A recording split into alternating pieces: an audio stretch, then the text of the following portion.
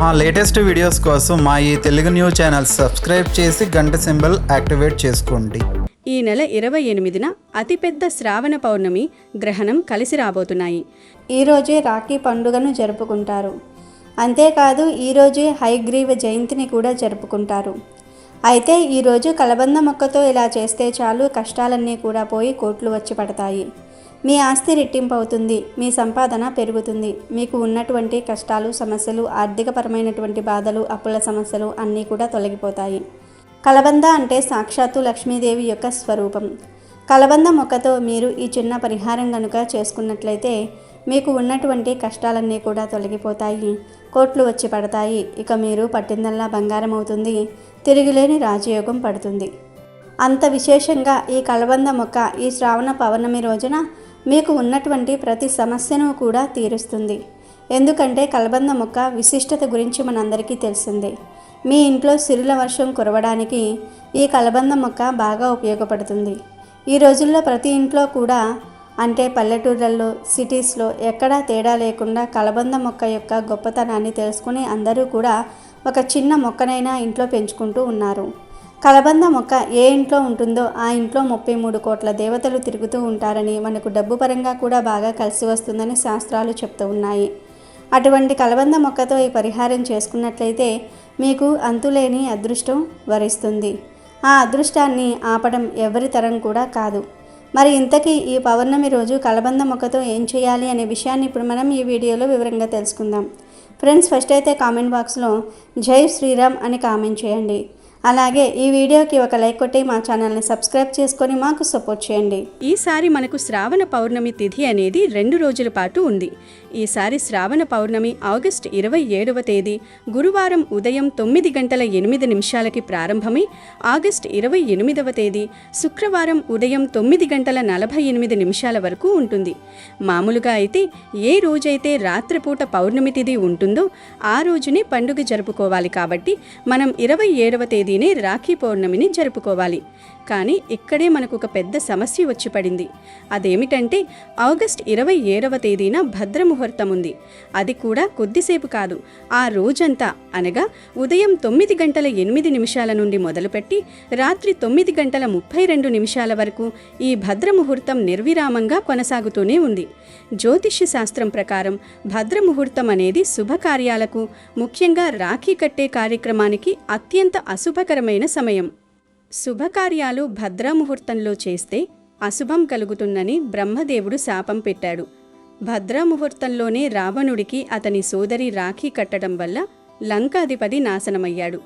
అందుకే ఈ భద్రాముహూర్తంలో ఏ శుభకార్యం చెయ్యరు. భద్రాముహూర్తంలో రాఖీ కట్టడం నిషిద్ధమేమిటి, అసలు ఎవరు ఈ భద్రామాత అని చాలామందికి సందేహం రావచ్చు. మన హిందూ పురాణాల ప్రకారం సూర్యదేవుడి కుమార్తె భద్రామాత. ఈవిడ ఛాయాదేవికి జన్మించింది. అంటే శనిదేవుడికి ఈ భద్రామాత సోదరి. ఈమె ఆకారం చాలా భయంకరంగా ఉంటుంది. ఈమె అత్యంత నల్లగా, పొడవైన జుట్టుతో, అత్యంత పొడవైన దంతాలతో ఉంటుంది. ఈమె శనిదేవుడి సోదరి. శని స్వభావం కఠినంగా ఉంటుంది. అలాగే భద్రామాత కూడా స్వభావరీత్యా కఠినంగా ఉంటుంది. వీరి స్వభావాన్ని నియంత్రించేందుకు బ్రహ్మ తన పంచాంగంలో విష్టీకరణానికి స్థానం కల్పించాడు. ఒకసారి భద్రామాత సమస్త ప్రపంచాన్ని తన స్వరూపంగా మార్చుకునేందుకు ప్రయత్నించింది. అందరి పనులను అడ్డుకోవటం ప్రారంభించింది. ఇది గమనించిన బ్రహ్మదేవుడు తనకు పరిస్థితులను వివరించి 7వ కరణ విష్టిగా కరణాల్లో చోటు కల్పించాడు. భద్రామాత 3 లోకాల్లో ఉంటారని చెప్తారు.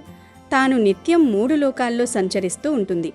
భద్ర ఎక్కడ ఉంటే అక్కడ శుభకార్యాలనేవి అస్సలు జరగవు. అందుకే భద్రాకాలంలో శుభకార్యాలను వాయిదా వేస్తారు. ఎందుకంటే ఆ సమయంలో ఏం చేసినా ఫలితం వ్యతిరేకంగా వస్తుంది. ఈసారి ఆగస్టు 27ను ఈ భద్రామాత భూలోకంలో ఉంటుంది గనుక చెప్పుకున్న టైంలో పొరపాటున కూడా రాఖీ కట్టకూడదు. కాబట్టి ఈ భద్రాముహూర్తంలో పొరపాటున కూడా రాఖీ కట్టకూడదు. ఎవరైనా సరే ఏమీ కాదులే అని భద్రాకాలంలో రాఖీ కడితే అది కట్టిన సోదరికి మరియు దాన్ని కట్టించుకున్న సోదరుడికి కూడా తీవ్రమైన గండాలు ఏర్పడతాయని, ఊహించని కష్టాల పాలవుతారని మన ధర్మశాస్త్రాలలో చాలా స్పష్టంగా వివరించబడింది. అందుకే మీరు ఎట్టి పరిస్థితుల్లోనూ పొరపాటున కూడా 27వ తేదీన ఈ భద్రాముహూర్తం ఉన్న సమయంలో రాఖీ అస్సలు కట్టకూడదు. పోనీ భద్రా ముహూర్తం ముగిసిన తర్వాత మిగిలిన పౌర్ణమి తిథిలో రాఖీ కట్టుకోవచ్చు కదా అని మీకు సందేహం రావచ్చు. అంటే 27వ తేదీ రాత్రి 9:32 తర్వాత నుండి 28వ తేదీ ఉదయం 9:48 వరకు పౌర్ణమి ఉంటుంది కదా, అప్పుడు కట్టొచ్చా అని అడిగితే ఖచ్చితంగా కట్టుకోవచ్చు. కానీ రాత్రి సమయంలో రాఖీ కట్టడం అనేది అంత శుభకరం కాదు. మన సాంప్రదాయం ప్రకారం పగటిపూట, అందున సూర్యోదయ సమయంలో జరుపుకునే పండుగలే పవిత్రమైనవి. రాత్రివేళ అది భోజనాలు చేసి పడుకునే సమయంలో రాఖీ కట్టడం వల్ల సానుకూల ఫలితాలు రావు. కాబట్టి ఆ రోజు అంటే ఆగస్టు 27 గురువారం రాత్రిని కూడా రాఖీ కట్టకుండా వదిలేయటం చాలా మంచిది. ఇక రాఖీ కట్టడానికి అసలైన శుభ సమయం ఏమిటంటే ఆగస్టు 28వ తేదీ సూర్యోదయ సమయం నుండి ఉదయం 9:48 లోపు మాత్రమే రాఖీ కట్టాలి. ఈరోజు సూర్యోదయ సమయం ఉదయం 5:55 ఉంది గనుక 28వ తేదీ శుక్రవారం ఉదయం 5:55 నుండి ఉదయం 9:48 వరకు ఉన్న కాలమే రాఖీ కట్టడానికి అత్యంత శుభప్రదమైన శ్రేష్టమైన సమయం గనుక అందరూ ఈ శుభ సమయంలోనే రాఖీ కట్టాలి. ఈ సమయంలో రాఖీ కడితే సోదరీ సోదరుల మధ్య ఎలాంటి గొడవలు లేకుండా జీవితాంతం ఒకరికొకరు తోడుగా ఉంటూ జీవిస్తారు. అయితే ఇక్కడ ఇంకొక ముఖ్యమైన విషయం గురించి కూడా మనం మాట్లాడుకోవాలి. అదేమిటంటే ఈ రోజే అంటే ఆగస్టు 28వ తేదీని పౌర్ణమి తిథి నాడు చంద్రగ్రహణం కూడా ఏర్పడబోతోంది. ఇది ఈ రోజు ఉదయం 6:55 మొదలయ్యి మధ్యాహ్నం 12:30 వరకు ఉంటుంది.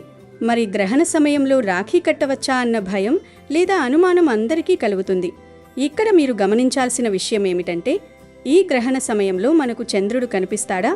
పగటిపూట కావడంతో సూర్యుడి వెలుగులో ఖచ్చితంగా చంద్రుడు మనకు కనిపించడు.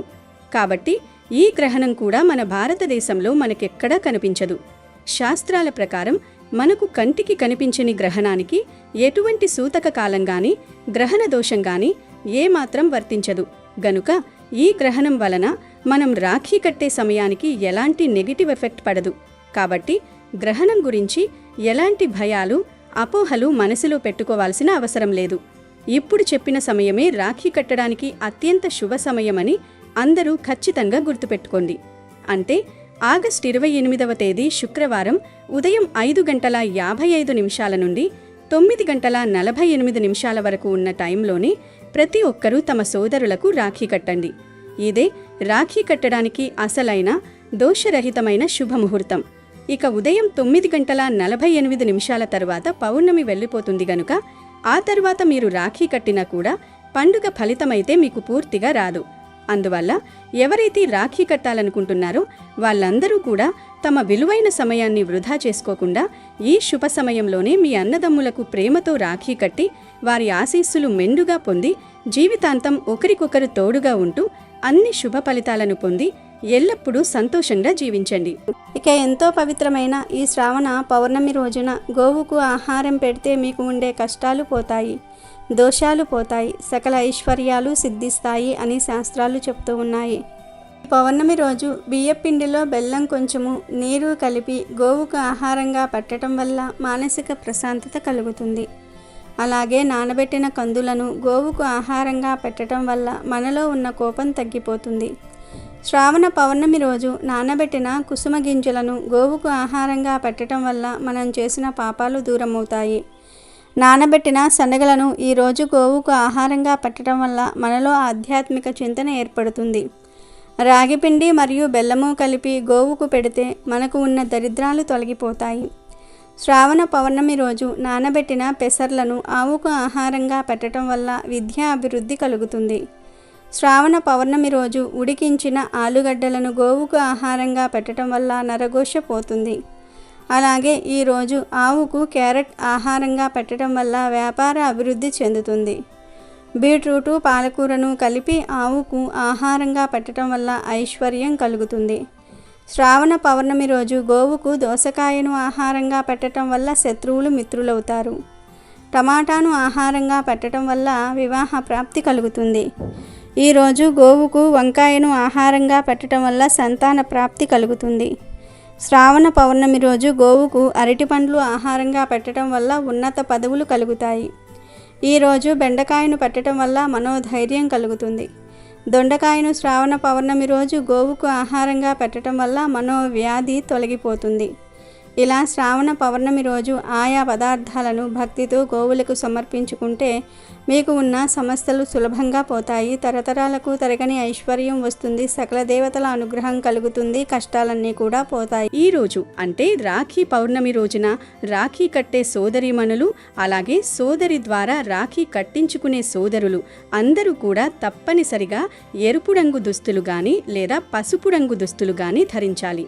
అవును, మీరు విన్నది నిజమే. ఎరుపు, పసుపు రంగులు అత్యంత పవిత్రమైనవిగా, అత్యంత మంగళకరమైనవిగా పరిగణించబడతాయి. ఎరుపు రంగు సాక్షాత్తు దుర్గాదేవికి, లక్ష్మీదేవికి ఎంతో ఇష్టమైన రంగు. అలాగే పసుపు రంగు సాక్షాత్తు శ్రీ మహావిష్ణువుకి, లక్ష్మీదేవికి ఇష్టమైన రంగు. ఈ రాఖీ పండుగ రోజున ఆడవారు, మగవారు ఎవరైనా సరే ఈ రంగు దుస్తులు ధరిస్తే వారి బంధం కలకాలం ఎంతో చల్లగా ఉంటుంది. అన్నా చెల్లెళ్ల మధ్య ఎలాంటి మనస్పర్ధలు రావు. ఒకవేళ అంతకు ముందేవైనా చిన్న చిన్న గొడవలు ఉన్నా అవి సమసిపోయి వారి మధ్య ప్రేమ మరింత బలపడుతుంది. అంతేకాకుండా ఈ రంగు దుస్తులు ధరించడం వల్ల అనంతమైన ధనలాభం కలుగుతుంది. ఏ పని మొదలుపెట్టినా అద్భుతంగా కలిసి వస్తుంది. చీరలు కట్టుకునే ఆడవారు ఎరుపు లేదా పసుపు రంగు చీరలు కట్టుకోవాలి. పట్టు చీరలు కట్టుకుంటే ఇంకా మంచిది. అలాగే డ్రెస్సులు వేసుకునేవారు కూడా ఎరుపు లేదా పసుపు రంగు డ్రెస్సులు వేసుకోవాలి. కేవలం ఆడవారే కాకుండా మగవారు, ఇంట్లో ఉండే చిన్నపిల్లలు, వయసులో ఉన్న పెద్దవాళ్ళు ఇలా అందరూ కూడా ఈ ఎరుపు లేదా పసుపు రంగు దుస్తులనే ధరించడానికి ప్రయత్నించాలి. ఇలా ధరిస్తే ఆ ఇంట్లో లక్ష్మీ కటాక్షం నిండుగా కలుగుతుంది. అష్ట ఐశ్వర్యాలు సిద్ధిస్తాయి. ముఖ్యంగా పెళ్ళైన సుమంగళి ఆడవారు ఈరోజు ఈ 2 రంగులలో ఏదో ఒక రంగులో ఉండే చీరను కట్టుకొని తమ సోదరుడికి రాఖీ కడితే చాలా మంచిది. దీనివల్ల వారి జీవితంలో ధనం, ఐశ్వర్యం అన్నీ అప్రయత్నంగా కలిసి వస్తాయి. ఈ ఎరుపు రంగు శక్తికి, విజయానికి సంకేతం కాగా పసుపు రంగు జ్ఞానానికి, శుభానికి ప్రతీక. ఈ రంగులు మనలోని సానుకూల శక్తిని అంటే పాజిటివ్ ఎనర్జీని అమాంతం పెంచుతాయి. అలాగే మన చుట్టూ ఉన్న వాతావరణాన్ని ఎంతో ప్రశాంతంగా, పవిత్రంగా మారుస్తాయి. కాబట్టి రాఖీ కట్టే శుభ సమయంలో ఈ రంగు దుస్తులు ధరించడం వల్ల ఆ రక్షాబంధనానికి మరింత దైవిక శక్తి చేకూరుతుంది. అయితే ఇక్కడ అందరూ ఖచ్చితంగా ఒక ముఖ్యమైన విషయం గుర్తుపెట్టుకోవాలి. అదేమిటంటే ఈ రాఖీ పౌర్ణమి రోజున పొరపాటును కూడా ఎవ్వరూ నల్లటి రంగు దుస్తులు ధరించకూడదు. అవును, మగవారు కానివ్వండి, ఆడవారు కానివ్వండి, ఎవ్వరూ కూడా నలుపు రంగు దుస్తులు అస్సలు వేసుకోకూడదు. ఈ రోజుల్లో చాలామంది ఫ్యాషన్ కోసం, ట్రెండ్ కోసం నలుపు రంగు బట్టలు వేసుకుంటే లుక్ బాగా వస్తుందని, ఫోటోలు బాగా వస్తాయని భావించి నలుపు రంగు బట్టలు ఎక్కువగా వేస్తూ ఉంటారు. కానీ శుభకార్యాలలో, పండుగ దినాలలో, దైవ కార్యాలలో నలుపు రంగును అత్యంత అశుభంగా భావిస్తారు. రాఖీ పౌర్ణమి లాంటి అత్యంత పవిత్రమైన రోజున నలుపు రంగు దుస్తులు వేసుకుని రాఖీ కడితే లేదా కట్టించుకుంటే సోదర సోదరీమణుల మధ్య లేనిపోని గొడవలు వస్తాయి. వారి మధ్య ఉన్న అనురాగం, ఆప్యాయత తగ్గిపోయి అకారణంగా దూరం పెరిగే అవకాశం ఉంటుంది. నలుపు రంగు ప్రతికూల శక్తికి అంటే నెగిటివ్ ఎనర్జీకి సులభంగా ఆకర్షితమవుతుంది. కాబట్టి ఆ రంగును పండుగ రోజున పూర్తిగా దూరం పెట్టడం అందరికీ శ్రేయస్కరం. మీ అన్నా చెల్లెళ్ల బంధం కలకాలం సంతోషంగా సాగాలంటే నలుపు రంగు బట్టలను పొరపాటును కూడా ధరించవద్దు. ఇకపోతే ఈ పండుగ రోజున ఆడవారు వేసుకునే గాజుల విషయానికి వస్తే చేతికి నిండుగా రంగురంగుల గాజులు వేసుకోవడం మన సంప్రదాయంలో సుమంగళికి ప్రతిరూపం. గాజులు లేని చేతులతో ఏ శుభకార్యం చేయకూడదు. రాఖీ పౌర్ణమి రోజున ఆడవారు ముఖ్యంగా పింక్ రంగు గాజులు లేదా రెడ్ రంగు గాజులు, ఈ 2 రంగులలో ఏదో ఒక రంగులో ఉండే గాజులను తప్పనిసరిగా వేసుకోవాలి. ఆడవారి చేతుల గాజుల గలగల ఇంటికి ఎంతో శోభను, కళను తెస్తాయి. గులాబీ, ఎరుపు రంగు గాజులు అమ్మవారికి ఎంతో ప్రీతికరం. ఆడవారు ఈ రంగు గాజులు వేసుకుని తమ చేతుల మీదుగా రాఖీ కడితే లక్ష్మీదేవి అనుగ్రహం పూర్తి స్థాయిలో వారి కుటుంబంపై కలుగుతుంది. తద్వారా సకల ఐశ్వర్యాలు సిద్ధిస్తాయి. ఆ గాజుల సవ్వడికి ఇంట్లోకి సిరి సంపదలు నడుచుకుంటూ వస్తాయి. కాబట్టి ఈ రాఖీ పౌర్ణమి రోజున ఆడవారు అందంగా ఎరుపు లేదా పసుపు రంగు చీరలు కట్టుకుని చేతులకు అందమైన ఎరుపు లేదా గులాబీ రంగు గాజులు నిండుగా వేసుకుని మీ సోదరుడికి నుదుటన తిలకం దిద్ది రాఖీ కట్టి మీ అన్నా చెల్లెళ్ల బంధాన్ని మరింత బలోపేతం చేసుకోండి. ఈ విధంగా చేయడం వల్ల మీ జీవితంలో సంతోషం, సంపద, ఆరోగ్యం ఎప్పుడూ వెల్లివిరుస్తాయి. ఆ శ్రీ మహాలక్ష్మి కటాక్షం మీ ఇరు కుటుంబాలపై ఎల్లప్పుడూ చల్లగా ఉంటుంది. 2వ శుక్రవారం నాడు వరలక్ష్మి వ్రతం చేయలేకపోయిన వారు ఈ శుక్రవారం పౌర్ణమి కలిసి వచ్చిన రోజున కూడా వరలక్ష్మి వ్రతం చేసుకోవచ్చు. ఈ రోజు చేసిన పూర్తి ఫలితం వస్తుంది. పౌర్ణమి అంటేనే సాధారణంగా పరిహారాలు చేయడానికి చాలా పేరు పొందింది. పౌర్ణమి రోజున మనం ఎలాంటి పరిహారం చేసినా కూడా అది చాలా గొప్పగా ఫలిస్తుందని మన శాస్త్రాల్లో చెప్పబడింది. ముఖ్యంగా ఇలాంటి శక్తివంతమైన పౌర్ణమి కోసం పెద్ద పెద్ద యోగులు, ఋషులు, మునులు అలాగే మన పూర్వీకులు కూడా ఎదురు చూస్తూ ఉండేవారు. ఎందుకంటే వారు ఇలాంటి రోజుల్లో రకరకాల పరిహారాలు చేస్తూ ఉంటారు. పౌర్ణమి రోజున మనం ఎలాంటి పరిహారం చేసినా కూడా దానికి తిరుగనేదే ఉండదు. తప్పకుండా దానికి 100కు 100% ఫలితం అనేది వస్తుంది. కాబట్టి ఈ పౌర్ణమి రోజున కలబంద మొక్కతో ఇలా చేయండి, చాలా గొప్పగా ఫలిస్తుంది. ఈ పౌర్ణమి మనకు చెడుని తీసేసి మన జీవితంలో ఉన్న చెడంతా కూడా తొలగించేసి మంచిని తెచ్చిపెట్టడానికి ఒక మంచి రోజుగా చెప్పుకోవచ్చు. ఇంకా చాలామందికి తెలియని విషయం ఏమిటంటే పౌర్ణమి అంటే లక్ష్మీదేవికి ఎంతో ఇష్టమైన రోజు. పౌర్ణమి రోజున ప్రత్యేకంగా లక్ష్మీదేవికి పూజలు చేస్తూ ఉంటారు. ఎందుకంటే డబ్బు విషయంలో మంచిగా ఎదగటం కోసం, అలాగే అప్పుల సమస్యలు ఏదైనా ఉంటే తీర్చుకోవటం కోసం, ఇంటికి సంబంధించిన దోషాలను తొలగించుకోవటం కోసం, భార్యాభర్తల మధ్య గొడవలు జరుగుతూ ఉంటే అవి తగ్గటం కోసం, కొంతమందికి పెళ్ళిళ్ళు ఆలస్యంగా అవుతూ ఉంటే అవి జరగటం కోసం, ఉద్యోగాలు రాకుండా ఉండటం, సంతానం లేకపోవటం, మానసిక సమస్యలు, అనారోగ్య సమస్యలు, అప్పుల సమస్యలు, ఇలా ప్రతి కుటుంబంలోనూ కూడా కొన్ని సమస్యలతో బాధపడుతూ ఉంటారు. కాబట్టి అలాంటి చెడునన్నిటినీ, సమస్యలన్నిటినీ కూడా తొలగించుకొని మనకు మంచిని తెచ్చిపెట్టడానికి ఈ పౌర్ణమి చాలా శక్తివంతమైనది. కలబంద మొక్క గురించి మనకు తెలిసిన విషయమే. అది దేవతా వృక్షం. కలబంద మొక్కలో ముగురమ్మలు అలాగే 3 దేవతలు కూడా ఉంటారని మన శాస్త్రాల్లో చెప్పబడింది. మనిషి జీవితానికి ఈ కలబంద మొక్కకు చాలా దగ్గర సంబంధం ఉంది. వెనుకటి రోజుల్లో పెద్దగా ఈ కలబంద మొక్కల గురించి తెలియకపోయినా ఈ రోజుల్లో ప్రతి ఒక్కరూ కూడా కలబంద మొక్కలను పెంచుకుంటూ ఉన్నారు. ఎందుకంటే దానివల్ల కలిగే మంచి వారికి అర్థమైంది కాబట్టి అలా తెచ్చుకొని పెంచుకుంటూ ఉన్నారు. కలబంద మొక్కలు మనం ఒక మొక్క పెడితే అది 100,000 మొక్కలుగా మారుతూ ఉంటుంది. అంటే పిలకలు వచ్చి ఆ పిలకలే ఇంకొక మొక్కగా మారుతూ ఉంటాయి. అలాగే మన జీవితంలో కూడా కష్టం ఒకటే కాదు, మనిషికి కష్టంతో పాటుగా అదృష్టం అనేది కూడా ముఖ్యం. అలా మనకు కలిసి వచ్చి మనం సంపాదించే 1 రూపాయి 100 రూపాయలుగా మారి అలా మనకు కష్టంతో పాటుగా అదృష్టం కూడా రావటం కోసం తప్పకుండా ఈ పరిహారాలు అనేవి పనిచేస్తాయి. కాబట్టి మీరు ఈరోజు సూర్యోదయానికి ముందే నిద్రలేచి ఇంటిని, వాకిలిని కూడా తప్పకుండా శుభ్రం చేసుకోవాలి. ఇల్లు తుడిచే నీటిలో కాస్త రాళ్ళ ఉప్పుని వేసి ఇంటిని చక్కగా తుడుచుకోవటం, ఇంట్లో పసుపు నీటిని కూడా చల్లుకోవటం చేయాలి. తర్వాత మీరు స్నానం చేసిన తర్వాత మంచి దుస్తులు ధరించాలి. మాంసాహారం ఈ రోజున వండకూడదు, తినకూడదు. ఈ పరిహారం మీకు ఈ రోజుల్లో ఏ సమయంలో కుదిరినా కూడా ఆ సమయంలో చేసుకోవచ్చు. ఎందుకంటే ఈ రోజంతా మంచిదే. ఈ రోజుల్లో మీరు ఉదయం అయినా చేసుకోవచ్చు, మధ్యాహ్నం అయినా చేసుకోవచ్చు, లేదా సాయంత్రం సంధ్యా సమయంలో అయినా సరే చేసుకోవచ్చు. ఇలా ఈ రోజంతా కూడా మీకు రాత్రి 12 గంటల వరకు కూడా మంచి సమయమే కాబట్టి ఇబ్బంది అయితే ఏమీ లేదు. ఒక కలబంద మొక్కను ఇక్కడ వీడియోలో చూపిస్తున్నట్లుగా వేళ్లతో సహా ఒక మొక్కను పీక్కోవాలి. మీకు ఇంట్లో ఉన్నా పర్వాలేదు, లేదు మాకు లేదండి అని అనుకుంటే మీకు ఇళ్ళ దగ్గరలో ఎక్కడో ఒక చోటైనా దొరుకుతూ ఉంటుంది కదా. నాకు ఎవరు కలబంద మొక్కను ఇవ్వరు అనుకుంటే మొక్క పక్కన వచ్చే పిలకను అయినా సరే తీసుకొచ్చుకొని పరిహారం చేసుకోండి. కాకపోతే వేళ్లతో సహా ఉండాలి. వేళ్లతో సహా ఉంటేనే ఈ మొక్కకు ప్రాణశక్తి అనేది ఉంటుంది. అప్పుడు మనం చేసే పరిహారం అనేది ఫలిస్తుంది. ఎందుకంటే వేళ్ళు అంటే మనిషికి మనసు ఎలా ఉంటుందో అలాగే ఈ కలబంద మొక్కకు కూడా వేళ్లతో సహా ఉన్నటువంటి మొక్కకు జీవశక్తి, ప్రాణశక్తి, దైవశక్తి అలాగే ప్రకృతి యొక్క శక్తి కూడా పుష్కలంగా ఉంటుంది. ఆ జీవశక్తి వల్ల మనం చేసే పరిహారం అనేది అద్భుతంగా ఫలిస్తుంది. కాబట్టి మొక్కను తెచ్చుకొని మట్టి ఏదైనా ఉంటే శుభ్రంగా మీరు నీటితో శుభ్రం చేసుకున్న తర్వాత మీరు ఇక్కడ చూపిస్తున్నట్లుగా అనగా వీడియోలో చూపిస్తున్నట్లుగా ఈ కలబంద మొక్కకు మొత్తానికి కూడా కాస్త పసుపు రాయండి. తర్వాత మీరు ఈ మొక్కకు పసుపుతో పాటుగా కుంకుమ బొట్లు కూడా చక్కగా పెట్టేయండి. మీరు 5 బొట్లైనా పెట్టుకోవచ్చు, లేదా 3 అయినా మీ ఇష్టాన్ని బట్టి మీరు పెట్టుకోవచ్చు.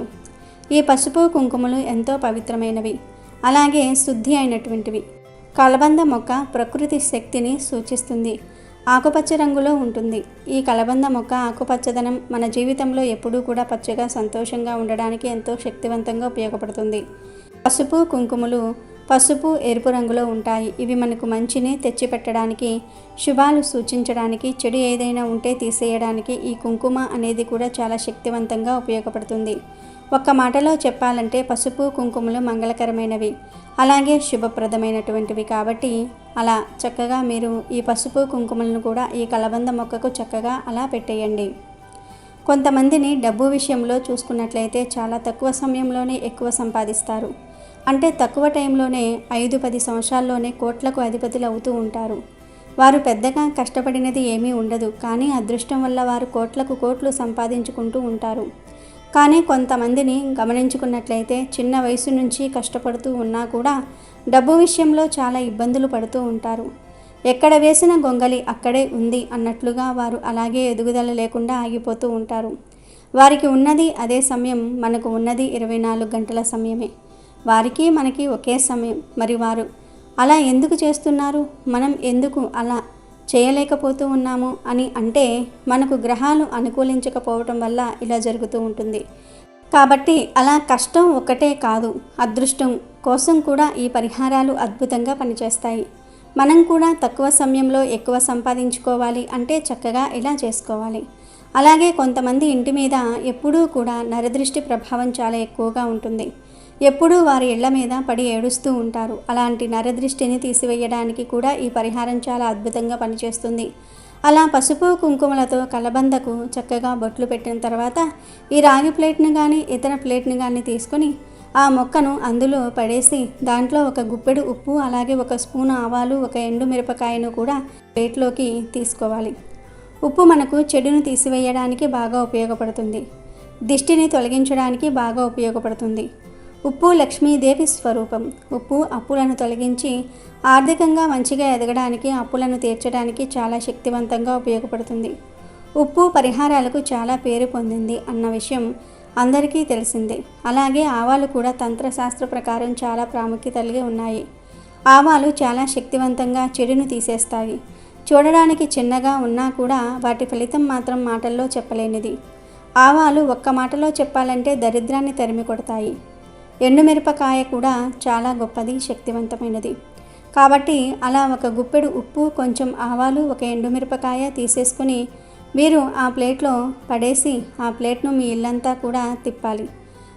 ప్రతి రూమ్లో, వంటగది, బెడ్రూమ్, హాల్ అలా ప్రతి రూమ్లో కూడా తిప్పేసి మీకు ఉన్న సంకల్పం చెప్పుకొని ఇంటికి మంచి జరగాలి, మేము సంపాదించాలి, మంచిగా ఎదగాలి, అప్పులు ఏదైనా ఉంటే తీరిపోవాలి, భార్యాభర్తల మధ్య అనుకూలత ఉండాలి, ఇలా మీకు ఏదైతే సంకల్పం ఉంటుందో చక్కగా అది చెప్పేసుకున్న తర్వాత ఆ ప్లేట్ను మీరు మీ ఇంట్లో అంటే హాల్లో పెట్టేయండి. మీరు పూజ చేసుకుంటే ముందు చక్కగా దేవుడి దగ్గర కూడా పెట్టేసి ఆ ప్లేటుకు కూడా చక్కగా సాంబ్రాణి అలాగే హారతి ఇవ్వటం కూడా చేయటం వల్ల ఇవి ఇంకా శక్తివంతంగా మారుతాయి. మీరు పూజ చేసిన తర్వాత ఈ ప్రక్రియ అంతా చేసుకోండి, ఇంకా మీకు మంచి ఫలితం వస్తుంది. ఆ ఇల్లంతా తిప్పిన తర్వాత ఆ ప్లేట్ను మీరు ఏం చేస్తారంటే మీ ఇంట్లో హాలు ఉంటుంది కదండి, ఆ హాల్లో పిల్లలకి ఎవరికి అందకుండా అందరికీ కనిపించేలాగా పెట్టేయండి.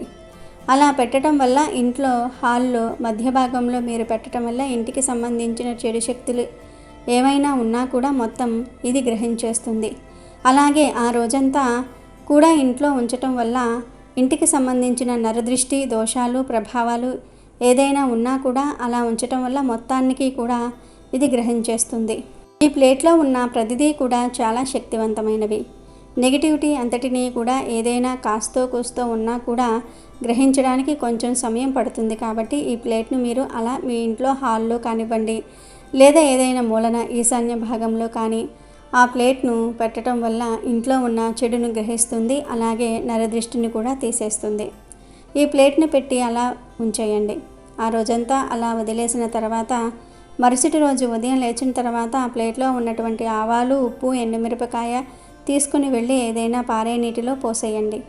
ఇక ఈ కలబంద మొక్కను మాత్రం మీ ఇష్టాన్ని బట్టి ఇంట్లో నాటుకోవచ్చు, లేదు మా ఇంట్లో ఆల్రెడీ మొక్క ఉంది అనుకుంటే మీరు దాన్ని కూడా పారే నీటిలో పడవేయవచ్చు. ఎందుకంటే ఈ కలబంద మొక్కలో ప్రాణశక్తి ఉంటుంది కాబట్టి మీరు నాటుకోవటం వల్ల మీకు ఎటువంటి చెడు అనేది ఉండదు. ఆ ప్రభావం అనేది ఏమీ ఉండదు. కాబట్టి అది మీ ఇష్టాన్ని బట్టి మీరు చేసుకోండి. ఇలా ఈ పౌర్ణమి రోజు కలబంద పరిహారం చేస్తే కూటికి లేని వారైనా సరే కోటీశ్వరులుగా మారుతారు. ఎందుకంటే ఎంత పెద్ద గొప్ప కోటీశ్వరుడు అయినా సరే రూపాయి దగ్గర నుంచి ఎదిగిన వారే. అలాంటి వారికి అదృష్టం అనుగ్రహించి లక్ష్మీదేవి కటాక్షం కలిగినప్పుడే కోట్లకు అధిపతులు అవుతూ ఉంటారు. కాబట్టి అలా మన జీవితం కూడా అద్భుతంగా మారి ఒక అద్భుతంలాగా జరిగి మనం కూడా మంచిగా ఎదగాలి అని అంటే ఈ కలబంద మొక్క పరిహారం పౌర్ణమి రోజున మీకు అద్భుతంగా ఫలిస్తుంది. కాబట్టి చక్కగా ఇలా చేయండి. ఇక మీ ఇంటికి సంబంధించిన మార్పులను చూసి మీరే ఆశ్చర్యపోతారు. బాగా కలిసి వస్తుంది, పట్టిందల్లా బంగారం అవుతుంది. ఒక్క మాటలో చెప్పాలంటే తిరిగిలేని రాజయోగం పట్టి తరతరాలు కూర్చుని తిన్నా కూడా 7 తరాలు కూర్చుని తిన్నా కూడా తరగని సంపద ఆస్తి మీ సొంతమవుతుంది. కాబట్టి చక్కగా మీరు కూడా ఈ పరిహారం ఈ పౌర్ణమి రోజున చేసుకుని శుభ ఫలితాలను పొందండి. హిందువులకు శ్రావణ మాసం చాలా ప్రత్యేకమైనది. అత్యంత శుభప్రదంగా భావించే ఈ నెల ఆధ్యాత్మిక కార్యక్రమాలు, వివాహాది శుభకార్యాలతో ఎంతో సందడిగా ఉంటుంది. శ్రావణ మాసమంతా పవిత్రమైనదిగా భావించినప్పటికీ ఆ నెలలో వచ్చే పౌర్ణమిని మాత్రం మరింత గొప్పదిగా భావిస్తారు. ఆ రోజు ఆలయాలకు వెళ్ళి అమ్మవారిని దర్శించి సకల సౌభాగ్యాలు ప్రసాదించాలని కోరుకుంటారు. శ్రావణ పౌర్ణమి రోజే హయగ్రీవ జయంతిని కూడా జరుపుకుంటారు. శ్రావణ పౌర్ణమిని జంధ్యాల పౌర్ణమి అని కూడా అంటారు. అన్నా చెల్లెళ్ళ అనుబంధానికి ప్రతీకగా నిలిచే రాఖీ పండుగను కూడా శ్రావణ పౌర్ణమి రోజే జరుపుకుంటూ ఉంటారు. రాఖీ అంటే రక్షాబంధనం, అన్నా చెల్లెళ్ళ ప్రేమ బంధం. శ్రావణ పౌర్ణమి నాడు జరుపుకునే రాఖీ పండుగ సోదర ప్రేమకు సంకేతం. ఈరోజు అక్క లేదా చెల్లెలు సోదరుని చేతికి రాఖీ కట్టి 10 కాలాల పాటు చల్లగా ఉండాలని మనసారా కోరుకుంటుంది. తమ సుఖాన్ని, సంతోషాన్ని కోరుకునే సోదరిపై సహజంగానే అన్నదమ్ములకు ఆత్మీయత బలపడుతుంది.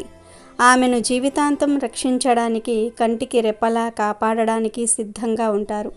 సోదర సోదరీమణులు అత్యంత పవిత్రంగా వారి బాంధవ్యం కలకాలం నిలవాలని జరుపుకునే పండుగ రాఖీ పౌర్ణమి. అన్నకు చెల్లి అండగా, చెల్లికి అన్న తోడుగా జీవితాంతం ఉంటామని భరోసా ఇచ్చే పండుగ. అన్నా చెల్లెళ్ళు, అక్కా తమ్ముళ్ళ మధ్య ప్రేమానురాగాలకు ప్రతీకగా జరుపుకునే పండుగనే రాఖీ పండుగ అని పిలుస్తారు. రాఖీ పౌర్ణమిని బలేవా అని కూడా పిలుస్తారు. బలేవా అంటే బలిరాజు భక్తి అని అర్థం. దీని వెనుక ఒక కథ కూడా ఉంటుంది. ఆ కథ ప్రకారం బలి చక్రవర్తి విష్ణు భక్తుడు. తన అపరిమిత భక్తితో ఒకసారి బలిచక్రవర్తి విష్ణుమూర్తిని తన వద్దే ఉంచుకున్నాడు. దాంతో వైకుంఠం వెలవెలపోయింది. లక్ష్మీదేవి బాగా ఆలోచించి రాఖీ పౌర్ణమి రోజున బలిచక్రవర్తికి రాఖీ కట్టింది. అప్పుడు బలి భాతృ ప్రేమతో ఏం కావాలమ్మా అని అభిమానంగా అడిగాడు. లక్ష్మీదేవి వెంటనే విష్ణుమూర్తి కావాలని కోరింది. లక్ష్మీదేవిని చెల్లెలిగా భావించిన బలిచక్రవర్తి మనస్సు కరిగిపోయింది. దాంతో బలి సర్వం త్యాగం చేసి లక్ష్మీదేవితో విష్ణుమూర్తిని వెంట తీసుకుని వెళ్ళమన్నాడు. అలాగే మహాభారతం ప్రకారం ద్రౌపదికి వస్త్రాపహరణం సమయంలో మహారాజ్యాధిపతి అయిన తండ్రి ద్రుపదరాజు కానీ, దండులైనటువంటి 5 భర్తలు కానీ గుర్తు రాలేదు. తనను ఆదుకునేవాడు కృష్ణుడే అనుకుంది. ఆర్తిగా నిస్సహాయంగా శ్రీకృష్ణుణ్ణి ప్రార్థించింది. కృష్ణుడు ఆ క్షణంలో ద్రౌపదికి తరగని వస్త్రాన్ని ప్రసాదించి అవమానం నుండి తప్పించాడు. ఇతిహాసాల ప్రకారం ద్రౌపది శ్రీకృష్ణుడికి చెల్లెలు. వీరిద్దరి అనుబంధం అత్యంత అందంగా కనిపిస్తుంది. శిశుపాలుణ్ణి శిక్షించే సమయంలో సుదర్శన చక్రాన్ని ప్రయోగించిన కృష్ణుని చూపుడు వేలుకు రక్తం ధారగా కారుతుంది. అది గమనించిన ద్రౌపది తన పట్టుచీర కొంగును అతని వేలుకు చుడుతుంది. దానికి కృతజ్ఞతగా ఎల్లవేళలా తనకు అండగా ఉంటానని శ్రీకృష్ణుడు ద్రౌపదికి హామీ ఇస్తాడు. అందుకు ప్రతీకగా దుశ్శాసనుడి నుండి ఆమెను కాపాడుతాడు. అలా కూడా రాఖీ పండుగ ఆవిర్భవించింది అని మరికొందరు చెప్తూ ఉంటారు. శ్రావణ పౌర్ణమి లేదా రాఖీ పూర్ణిమ రోజున అక్కా చెల్లెళ్ళు తమ అన్నదమ్ముల ముఖాన తిలకందిద్ది చేతికి ప్రేమగా రాఖీ కట్టి మిఠాయి తినిపిస్తారు. సోదరులు తమ శక్తి కొద్దీ కానుక ఇస్తారు. ఒకరికొకరు స్వీట్లు తినిపించుకున్నాక అందరూ కలిసి విందు భోజనం చేస్తారు. మొదట్లో రాఖీని హిందువులు, సిక్కులు మాత్రమే జరుపుకునేవారు. అలాగే అమ్మాయిలు తమ సొంత అన్నదమ్ములకు మాత్రమే రాఖీ కట్టుకునేవారు. కానీ ఈ సాంప్రదాయం ఇప్పుడు దేశంలో అన్ని మతాలకు పాకింది. అలాగే సొంత వారికే కాకుండా తమ ఇష్టాన్ని బట్టి అన్నదమ్ముల వరుసయ్యే వారికి కూడా రాఖీ కడుతూ ఉన్నారు. చుట్టరికంలోనే కాక బంధుమిత్రుల పిల్లలు, పక్కింటి వారు, స్నేహితులు ఇలా ఎవరికైనా సరే రాఖీ కట్టవచ్చు. రాఖీ కట్టేటప్పుడు కట్టేవాళ్ళు కానీ కట్టించుకునే వాళ్ళు కానీ ఒక శ్లోకం చదువుకుంటే సంవత్సరం పాటు అద్భుతంగా విష్ణుమూర్తి శక్తి మిమ్మల్ని కాపాడుతుంది. మరి ఆ శ్లోకం ఏమిటంటే, తేనబద్ధో బలిరాజా దానవేంద్రో మహాబల తేనత్వ మభి బధ్నామి రక్షామాచల మాచల. ఈ శ్లోకం అర్థమేమిటంటే, బలిచక్రవర్తి అనే గొప్ప రాజు ఉండేవాడు. ఆయన గొప్ప ధాత. ఆయన దగ్గరకు విష్ణుమూర్తి వామన రూపంలో వెళ్ళి 3 అడుగుల స్థలాన్ని దానమడిగి వామన రూపంలో బలిచక్రవర్తిని పాతాళానికి తొక్కేస్తాడు. అలా వామన రూపంలో బలిచక్రవర్తిని పాతాళానికి తొక్కేసినటువంటి ఆ శక్తి మొత్తం కూడా రక్షా రూపంలో కడుతున్నాను.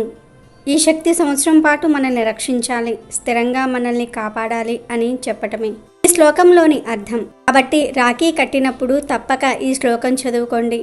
ఒకవేళ ఈ శ్లోకం చదవటం వీలు కాకపోతే రాఖీ కట్టేటప్పుడు ఓం వామన రూపాయ మహావిష్ణవే నమః అనే మాటను అనుకుంటూ రాఖీ కట్టండి. అమెజాన్లో బెస్ట్ డిస్కౌంట్స్ కోసం వీడియో డిస్క్రిప్షన్లో లింకు ఉంది, చూడండి. అలాగే మా టెలిగ్రామ్ ఛానల్ సబ్స్క్రైబ్ చేసుకోండి.